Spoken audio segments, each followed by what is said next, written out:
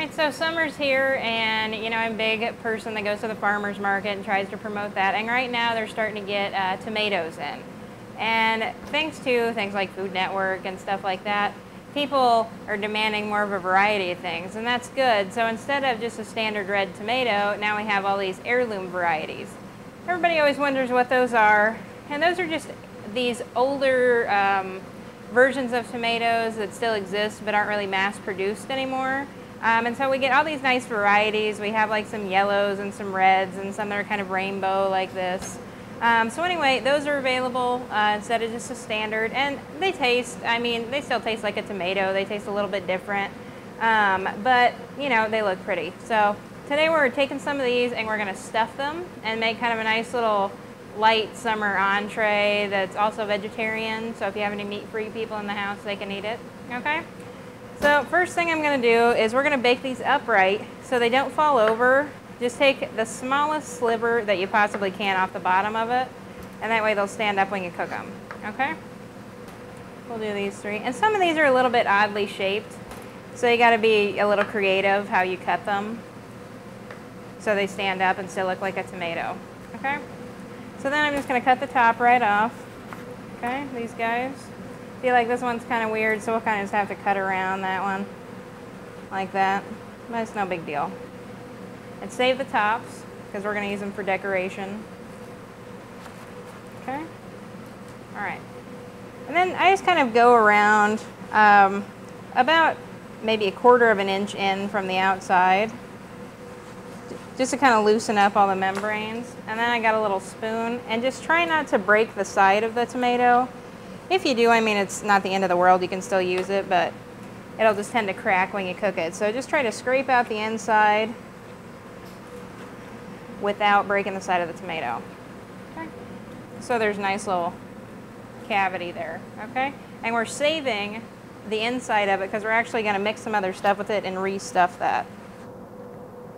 So just plop it in a bowl. Okay. And try to use tomatoes that are like a little bit underripe for this. Because when you cook a tomato, it gets sweeter anyway, and if you get ones that are like really borderline too ripe, then they're just going to fall apart in the oven, okay? So there's our open tomatoes. There are their little tops. And then take the insides of them and your little ends that you cut off to keep them balanced. And then we got a little rosemary. You can use like any kind of herb like basil or whatever, okay? And then I've got some olives. I like to use the Kalamata olives or some kind of Greeky type olive, but you can use whatever. Just a little handful of those. This is a recipe you can just kind of like put anything you want in. These are some artichoke hearts. Squeeze them out. Okay. All right. And a little salt and pepper.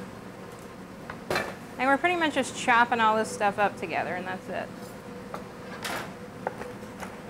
Oh, and make sure you get the olives that are already pitted, or else if they aren't pitted, make sure you pit them before you do this, or else you're going to ruin your knife blade when you hit one of those pits. Just kind of mill through it. You just want everything kind of rough chopped. Those big tomato pieces are going to be your big nemesis.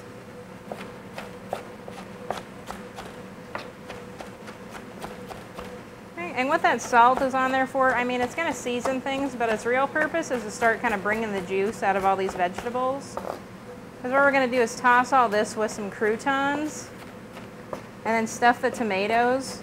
And the juices coming out of the vegetables are going to get kind of soaked up by the croutons, and it'll soften them up and it'll make a nice little stuffing. All right, just rough chop. That's good enough. Put it back in your bowl. Okay. And then I got some breads here. I just had some leftover dinner rolls. You can use whatever. And I just kind of cut them in half and toasted them. Okay. And just make sure they're good and crunchy. Like you don't want little soft centers on them, because then they won't soak up as much of that liquid coming out of those vegetables. I just cut them in kind of, you know, pieces big enough that'll fit in the tomato.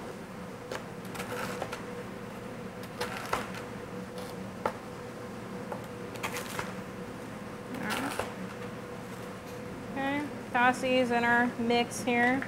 And Now in a perfect world, you would toss this together and let it sit for about like 15 or 20 minutes until the croutons started to get soft. But this isn't a perfect world, so I'm gonna stuff them right now. And it's no big deal. If you got time to do it, do it. It makes them a little bit better, but if not, they soak up in the oven just fine. Okay. Now we're just gonna toss all this together. And it's gonna seem kind of dry, that's okay. Some people, you know, are tempted to like put a little like vinegar or something in it. But once you do that, then they get like too soupy in the oven because those juices are really gonna start to come out. So here's our tomatoes. Salt and pepper the inside of the cavity of all of them. Okay. And then just kind of stuff some of the stuffing in there. Some of the croutons, some of the vegetables. Okay.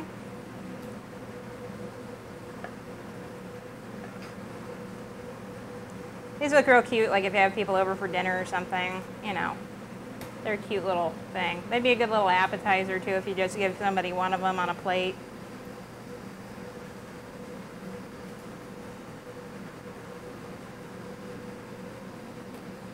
Get rid of that. All right, and now over here, got a little block of Parmesan cheese. You can use like fresh mozzarella or something if you want. I just like something with a little bit of a stronger taste for these. And most people like grate Parmesan and they don't realize that it actually will melt if it's just a slice of it. So I like a big slice of it on there.